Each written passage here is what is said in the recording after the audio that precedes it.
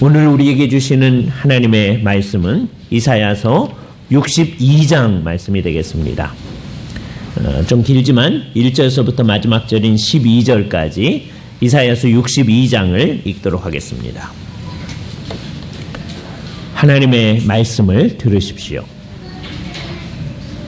나는 시온의 의가 빛같이 예루살렘의 구원이 횃불같이 나타나도록 시온을 위하여 잠잠하지 아니하며 예루살렘을 위하여 쉬지 아니할 것인즉 이방 나라들이 내 공의를 뭇 왕이 다 내 영광을 볼 것이요 너는 여호와의 입으로 정하실 새 이름으로 일컬음이 될 것이며 너는 또 여호와의 손에 아름다운 관 내 하나님의 손에 왕관이 될 것이라.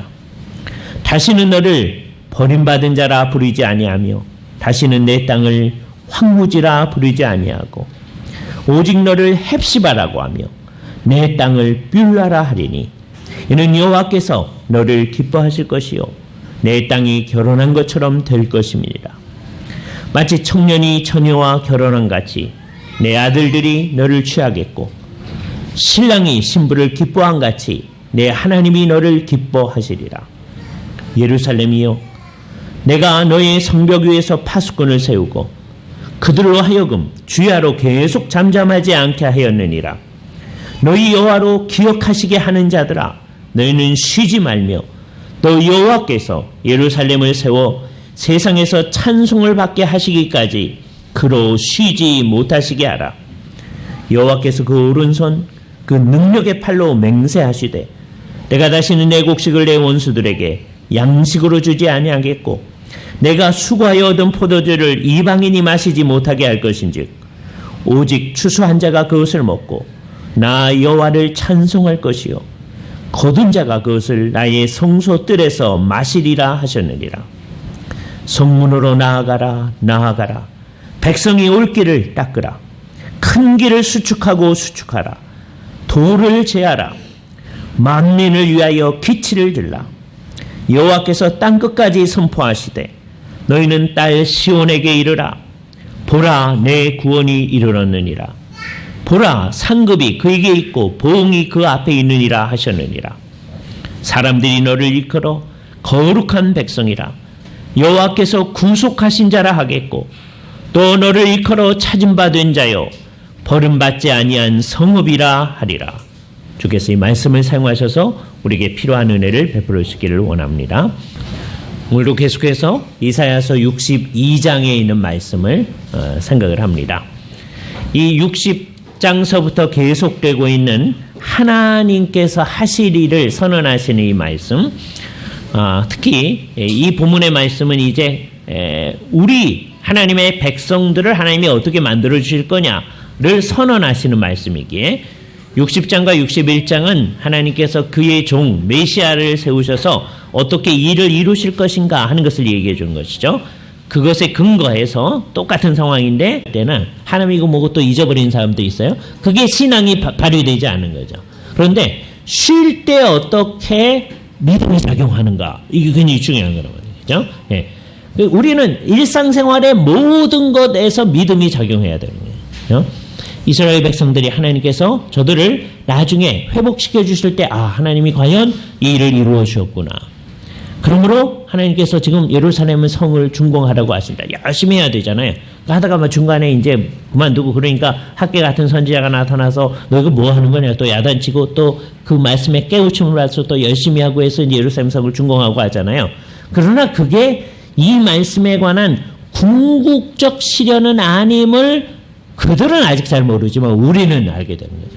이 말씀의 궁극적 실현이 실현될 때는 이중적으로 실현이 되어지는데 1차적으로는 우리 주 예수 그리스도께서 오셔서 이제 영적인 시온, 영적인 예루살렘을 회복시켜 주시는 이 일을 하심으로써 예수님의 그 사역을 통하여서 죽으심을 통하여서 그리고 부활을 통하여서 이 일을 이루심을 통하여 이제 이 세상 안에 주님이 원하시는 귀한 하나님의 백성들을 만들어 주십니다. 요거를 표현하는 말이 이런 말들이었어요. 10절, 11절. 이 사실을 바라보는 건데 성문으로 나아가라, 나아가라. 백성이 올 길을 닦으라. 예루살렘을 중심으로 지금 이스라엘 백성들한테 얘기하는 거예요.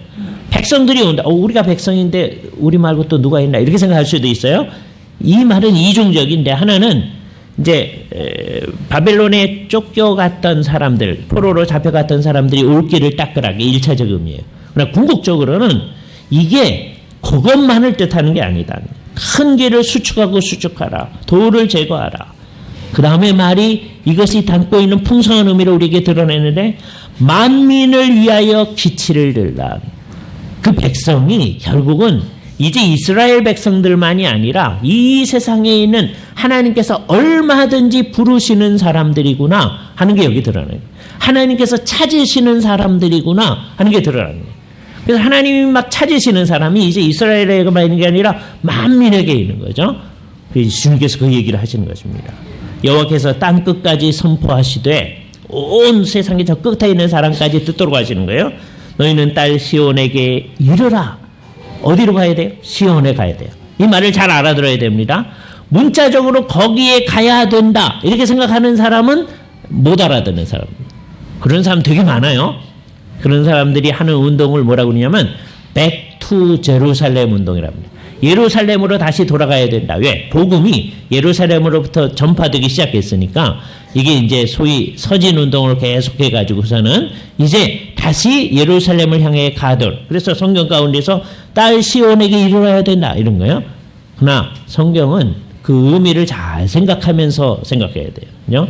Back to Jerusalem 운동하는 사람들은 상당히 이단적으로 나가는 겁니다. 그러지 않도록 해야 돼요. 그죠? 어떤 믿음이 있어야 되느냐? 예수 그리스도를 진짜로 믿게 된 우리는 저 땅 끝에 있는 사람들이거든요. 우리가 여기 중심에 있는데 사람들은 언제든지 자기네 사는 데가 중심이라고 생각합니다. 예, 언제나 그래요, 그죠? 근데 특별히 그것을 강조하는 몇몇 사람들이 있어요. 그죠? 예를 들어서 동양에서는 중국 사람들이 자기네가 중심이라고 생각해요. 나라 이름을 중국 그래서 가운데 있는 나라예요. 이 세상의 중심이라고 생각하는 거예요. 그리고 이제 그 사방에 있는 사람들은 전부 다 오랑캐들이죠. 우리가 오랑캐요. 예, 동이족. 동쪽에 있는 오랑캐. 우리가 동이족이에요. 동쪽에 있는 오랑캐요. 그 사람들이 그렇게 하는 거예요. 그죠? 근데 중국 사람들만 그러는 게 아니라, 이제 그 중세를 거쳐서 이제 근대화되면서 유럽 사람들이 자기네 중심으로 모든 걸 생각하는 거죠. 모든 걸 유럽 중심으로 생각합니다. 그래서 그 입장에서 자기네한테 유럽에 가까운 동양을 근동 그러기 시작합니다. 근동. 그다음에 자기네부터 먼 동양을 극동 그래요. Far East. 그죠? 그래서 우리를 극동이라고 합니다. 이게 유럽 중심의 학문적 용어 때문에 생겨진 말이에요. 그럼 근동도 아니고 극동도 아닌 가운데 있는 데를 중동 그러죠. 그래서 우리도 그렇게 써요. 되게 웃기는 거예요. 우리를 극동 아시아에 있다고 그래요. 예? 우린 여기 있는데 여기 극동이 아닌데 유럽 중심으로 하는 거예요. 그것처럼 이 말씀들도 얘기하는 거예요. 땅 끝에 있는 우리 여기 땅 끝이 아닌데 이스라엘 중심으로 생각할 때 우리는 지금 이사야 자신도 여기가 땅 끝인지를 모릅니다. 이사야는 우리나라가 있다는 것도 몰라요. 하나님은 아시죠. 그러니까 이사야의 말을 통해서 하나님께서는 저 땅 끝을 생각할 때 우리까지를 포함해서 하는 말이에요. 땅 끝에 있는 백성들이 너희는 딸 시온에게 이르러 나아가야 되는 거예요. 근데 물리적으로 예루살렘을 가는 게 아니고 평생 예루살렘 안 가도 전혀 상관이 없습니다. 그런데 예수 그리스도를 진짜로 믿으면 어떻게 되는 거예요? 우리는 이미 시온에 이르렀다. 이렇게 생각합니다. 우리가 시온이다. 우리가 예루살렘이다. 신약의 교회를 우리는 영적인 예루살렘이라고 얘기하는 거예요. 우리가. 여기 믿음이 필요한 거예요. 그러니까 우리가 이렇게 되어진 것에서 주님의 약속에 2차적 시련, 크게 말, 아까 1차적 시련은 예루살렘으로 이스라엘 백성들이 돌아오는 데서 1차 시련이 되어진 것이고, 예수님이 오셔서 구속사역을 통하여 우리를 구원하셔서 우리를 영적인 예루살렘으로, 영적인 이스라엘로 만들어주신 것, 우리가 딸 시온이 된 그 상황, 이것. 그래서 우리가 함께 모여서 영적인 예루살렘으로서, 영적인 이스라엘로서 하나님께 경배하게 되는 이 일, 이것이 뭐 하는 거예요? 만민을 향하여 우리가 하나님의 이걸 이제 구약적 이사야서가 말하는 구약적 용어로 말하면 우리가 여호와의 산에 가면서 이르기를 다른 사람들한테 우리가 여호와의 산에 이르자라고 청유하는 거예요. 여러분이 예배에 오면서 다른 사람들한테 그런 마음으로 오는 겁니다. 그죠? 우리만 주 앞에 경배하는 게 아니라 다 같이 이 하나님의 산에 이르러야 된다. 이곳이 산이라는 얘기는 아니죠. 그죠? 옛날에 이제 예배당들을 되게 산꼭대기 위에다 세워놓는 경황들이 많았어요. 예. 그래서 이제 심지어는 어떤 예배당은 성산교회, 그럼 거룩한 산교회, 예? 예. 저 벌판에 있는데도 성산교회예요. 예? 왜 교회는 성산이다 이렇게 생각하는 거죠, 그렇죠? 예. 여기 산은 아닙니다. 그러나 우리가 다 어디에 이르렀다고 생각하는 게 예루살렘에 이르렀다. 우리가 거룩한 산이다 그렇게 생각하는 거죠, 그렇죠? 이 일이 우리에게 실현되어졌다. 그러면서 우리는 압니다. 그렇게 고백을 하면서 그 일의 궁극적 실현은 아직 실현되지 않았다는 거예요, 그렇죠? 궁극적 실현은 언제 이루어질 거예요? 우리 주 예수 그리스도께서 다시 오실 때에 되어질 거예요. 그러니까 여기에는 우리의 이중적 믿음이 발휘되어져야 되는 거예요. 그리고 사실은 삼중적 믿음인데 그게 다 연결되어 있어요. 하나는 주께서 과연 약속하신 대로 이루셨다라고 하는 거죠. 우리 입장에서는 주께서 저 땅끝에 있는 사람들한테 시온에 이르라 하시더니 우리가 이르렀습니다. 우리는 예루살렘에 안 왔는데요. 그러시면 안 돼요. 그럼 말을 못 알아듣는 사람입니다. 우리는 주를 믿는 사람이 되어졌습니다. 마치 구약시대의 백성들이 저 갈릴리에 살면서도 6월절이 되면 예루살렘에 가서 주 앞에 경배하듯이 우리는 이 땅에 있으면서도 예루살렘의 입장에서 보면 저 땅끝에 있으면서도 우리는 이미 주의 땅에 속해 있습니다. 주의 백성이 되었습니다. 여기 믿음이 작용합니다. 누가 하신 거예요? 오로지 우리 주께서 하신 거예요. 하나님이 당신님의 힘으로 하신 거예요. 그죠? 하나님이 당신님이 모든 것을 동원해 있어서 하시는 거예요.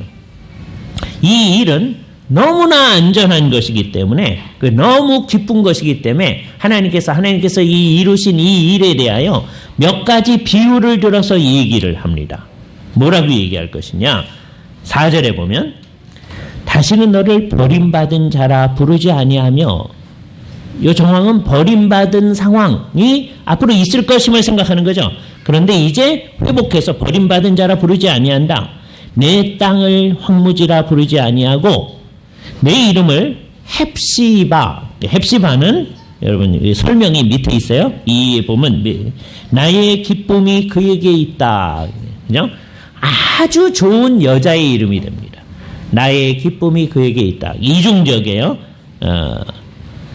진짜 사랑에 빠진 여자 자신이 누군가를 사랑할 때 나의 기쁨이 그에게 있다. 그런 뜻일 수도 있고 또 하나는 이제 사랑하는 사람, 그 여인을 사랑하는 사람이 나의 기쁨이 그에게 있다. 그런 뜻으로 얘기하는 거죠. 그죠?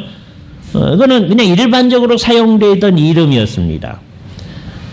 별로 참 하나님의 백성답지 아니한 사람에게도 이 이름이 사용된 적이 있어요. 예를 들자면 열왕기 하 21장에 보면 이스라엘 역사 가운데서 굉장히 악했던 왕 가운데 므낫세 왕이 있습니다. 므낫세 왕의 어머니 이름이 나오는데 21장에 보면 므낫세가 왕이 될 때 나이가 12세라 예루살렘에서 55년간 다스리니라. 그의 어머니 이름은 헵시바더라. 헵시바 므낫세의 어머니인 거예요. 그러니까 헵시바의 신앙이 어땠는지는 잘 알 길은 없습니다. 그죠? 신앙이 어느 정도 있었을 수도 있어요. 히스기야와 관련돼 있으니까. 그러나 그 아들 므낫세 때문에 이게 어머니가 신앙이 있는지 없는지를 우리가 의문시하는 거예요. 우리 어머니들 잘 기억을 해주시기 바랍니다. 우리의 자녀들이 제대로 못하면 결국은 어떻게 돼요? 이제 세월이 한참 지나면 되게 그렇게 되잖아요. 우리가 어떻게 살았는지 그거는 잘 몰라요. 그러나 우리는 이제 죽게 될 거니까. 그 다음에 그 자녀들이 있게 될 거잖아요. 그럼 그 자녀들 때문에 그 선대의 신앙이 어땠는지 그 나타나는 거죠. 그 마음을 생각하면 이렇게 생각합니다. 그죠? 근데 하여튼 그 헵시바라는 이름 자체는 굉장히 좋은 이름인 거예요. 그죠? 나의 기쁨이 그에게 있다. 하나님의 백성들이 늘 하나님 앞에 대해서 가지는 마음이죠. 하나님을 향하여 나의 기쁨이 저에게 있다. 그런 마음이고요. 또 하나님 입장에서는 우리를 바라보면서 나의 기쁨이 저에게 있다. 하나님께서 요게 좀 더 강조되는 겁니다. 하나님 우리를 향해 나의 기쁨이 저에게 있다. 우리가 헵시바다는 그런 마음이에요. 그 다음에 뭐라고 그래요? 내 땅을 뷸라라고 하리니. 뷸라는 뭐냐면 결혼한 여자예요. 이게 연결이 돼요. 이게 둘이 이제 사랑을 해서 신랑이 나의 기쁨이 저에게 있어. 나는 저에게 혼인하리라라고 얘기하는 거죠. 그죠? 예. 이거는 호세아서에서도 비슷한 얘기예요. 내가 너를 사랑해서 내가 너랑 혼인하겠다. 하나님께서 북이스라엘한테 그렇게 얘기해 줬던 말을 다시 가지고 와서 이제 우리한테 얘기하는 겁니다. 이게 누가 하느냐? 하나님이 할 것이다. 여호와께서 기뻐하실 것이며 너를 기뻐하고 내 땅이 결혼한 것처럼 될 것이니라.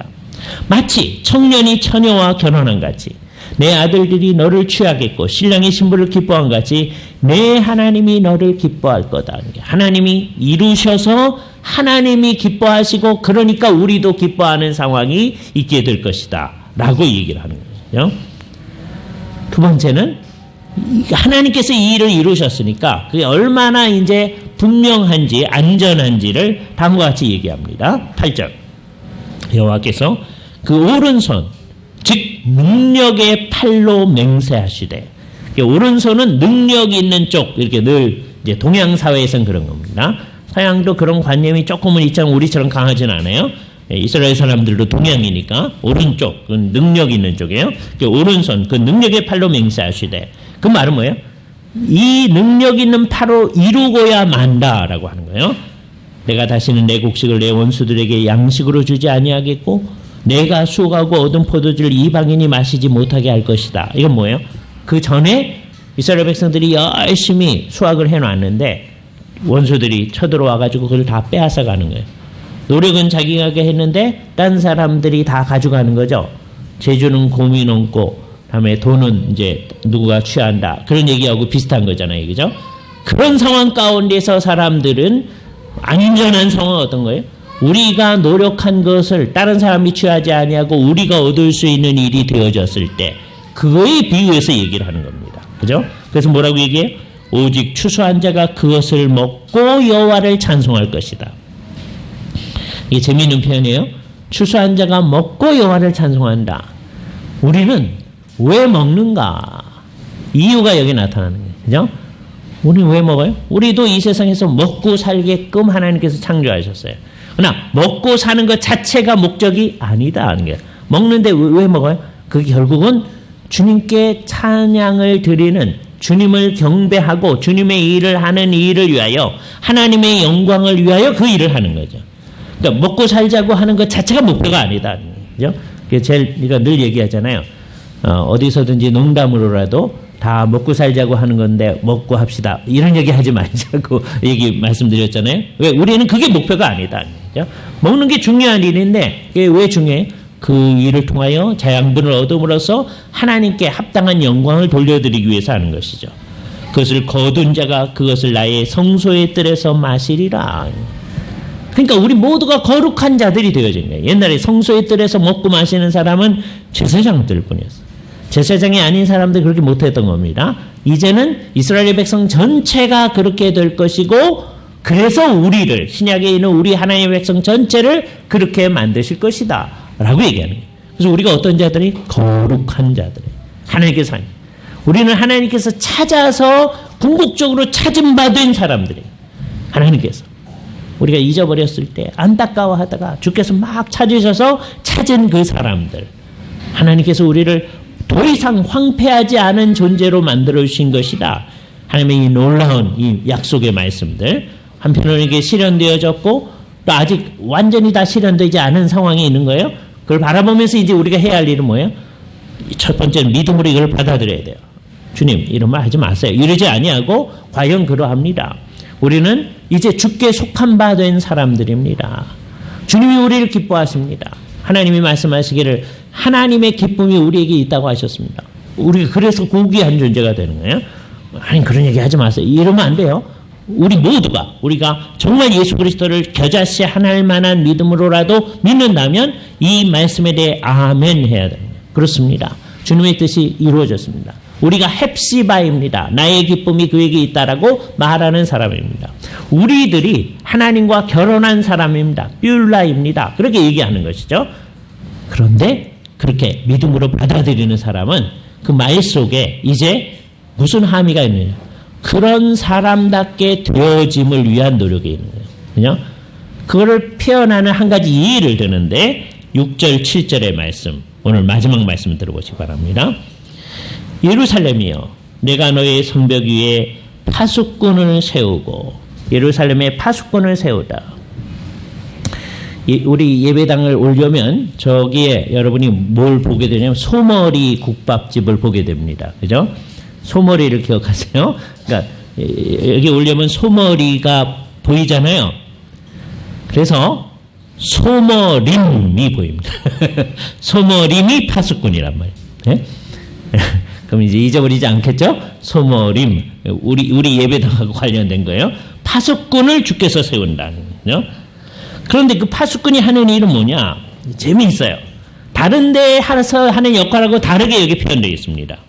그들로 하여금 주야로 계속 잠잠하지 않게 하였느니라. 계속해서 파수꾼의 역할을 하는데 어떻게 하느냐? 그들로 너희 여호와로 기억하게 하시는 자들아 너희는 쉬지 말며. 뭐 하는 거예요? 하나님으로 기억하게 하는 사람이다. 대개 다른 곳에서는 파수꾼이 백성들로 하여금 하나님을 기억하게 하는 거예요. 너희가 하나님을 생각해야 된다. 이렇게 상황이 어떤지를 바라봐야 된다. 이게 파수꾼의 역할이거든요. 그걸 전제로 하는 거죠. 근데 여기서는 그 파수꾼이 하나님으로 기억하게 하는 거다. 되게 재미있는 표현입니다. 왜요? 하나님은요, 기억할 필요가 없어요. 왜? 다 알기 때문에. 하나님 뭐 잊어버리지 않아요. 하나님은 깜빡깜빡하지 않습니다. 그런데도 마치 하나님이 잊어버리기나 하는 듯이, 잊어버리지도 않는데 하는 듯이 하나님이 파수꾼을 세우신다. 1차적으로 이 파수꾼은 교회 공동체의 사역자들이죠. 그러나 궁극적으로는 우리들 전체들이다라는 생각을 해야 됩니다. 우리가 파수꾼, 우리가 소머리입니다. 그렇게 생각해야 돼요. 예? 언약교회는 소머리 국밥하고 관련돼 있다. 이렇게 생각해요. 우리가 소머리입니다. 우리가 파수꾼이다. 그런 생각을 해요. 우리가 뭐 하는 거예요? 하나님으로 잊어버리지 않게 해야 돼요. 그죠? 이건 뭐와 관련된 거예요? 우리와도 관련되고, 특별히 다른 사람들. 예를 들어서 이 시간에도 이 시간에 함께 와서 예배를 해야 되는데 안 하고 있는 그 사람들이 있잖아요. 그 사람들을 하나님이 잊어버리지 않게 하는 역할을 우리가 해야 되는 거다. 하나님 안 잊어버리시고 우리가 기억하는 것보다 훨씬 더 기억하세요. 그런데 이 말 속에 뭐가 있는 거예요? 우리를 하나님의 하는 일에 같이 사역을 하도록 하는 그 마음이, 하나님의 마음의 일부를 우리도 가지도록 하는 마음이에요. 이 세상 모든 사람들이 주 앞에 나와서 예배해야 되는데 그렇지 못할 우리의 현실을 바라보면서 우리는 안타까움을 가지게 되는 거죠. 그죠? 그래서 이렇게 얘기하는 거예요. 그죠? 또 여호와께서 예루살렘을 세워 세상에서 찬송을 받게 하시기까지 그로 쉬지 못하게 하라. 하나님으로 쉬지 못하게 하는 사람. 그 사람들이 소머리입니다. 파수꾼들이다. 그죠? 언제까지 그거 하는 거예요? 예루살렘을 세워 세상에서 찬송을 받게 하시기까지. 궁극적 목적은 뭐예요? 세상 전체가 하나님을 찬양하고 나아가는 겁니다. 그 일을 위하여 우리들이 세움을 입은 사람들이다. 그죠? 우리가 어떻게 해야 돼요? 일단 첫 번째 제일 중요한 게 그런 의식을 가져야 돼요. 우리는 파수꾼들이 소머리입니다. 그런 마음을 가져야 돼요. 나는 그거 아니고요. 그냥 주일날 예배는 나올게요. 그러면 안 돼요. 하나님의 참 백성은 어떻게 하는 거예요? 우리가 하나님으로 하여금 하나님이 하시려고 하는 그 일을 잊어버리지 못하도록 하게 하는 존재들이다. 그런 파수꾼들이다. 그 의식을 가지고 이 세상에서 사는 겁니다. 그죠? 그래서 우리가 예를 들자면 주일이 되면 다 이렇게 정장을 하고 우리 입장에서 제일 최선의 옷을 입고 나와서 이렇게 예배를 하게 되는 게 우리로서 마땅히 해야 하는 일이지만 또 이제 비유적으로 말하면 하나님으로 하여금 잊어버리지 못하게 하는 거예요. 그죠? 하나님, 당신님이 지금 우리를 구원하셨고 구원해 가시고 구원을 이루실 거야 말 겁니다. 그렇게 하는 거예요. 그죠? 그러나 예배한 사람은 예배한 것으로 끝나지 않는다고 그랬잖아요. 예배한 사람들다우게 서로 교제하며 주님이 원하는 교회 공동체를 정말 잘 이루어나가는 역할을 하는 거죠. 난 예배했으니까 다 됐어요. 난 이제 1시간 예배하면 끝나고 가면 됩니다. 이런 마음을 가지지 않게 하는 거죠. 그게 파수꾼의 역할을 하는 거예요. 그래서 일주일 동안 살면서도 하나님의 뜻을 우리 가운데 실현하도록 하는 그 역할을 하는 것. 그죠? 그게 우리의 역할이다. 우리 마음속에 주님께서 하실 이 놀라운 일, 하나님이 하신 일이 첫 번째로 많이 기록되어 있어요. 하나님이 우리를 거룩한 백성, 구속받은 자, 하나님이 찾은 바 된 자, 그리고 하나님께서 버리지 아니하는 성읍이라고 우리에게 얘기하시는 거예요. 이걸 믿음으로 우리는 받아들여야 됩니다. 그런 사람들로서 우리가 해야 할 일이 있다고 하는 것을 하나님 앞에서 너무너무 감사함으로 받아들이면서 그 일대로 매진해 나가는 우리 모두가 되어질 수 있기를 바랍니다. 같이 기도하시죠. 거룩하신 주님 감사합니다. 오늘도 이 말씀 앞에서 우리를 위하여 주께서 하신 일을 생각하게 하시고 이제 우리가 무엇을 해야 하는 사람들임을 생각하게 하여 하나님 앞에 서게 하심을 감사드리옵나이다.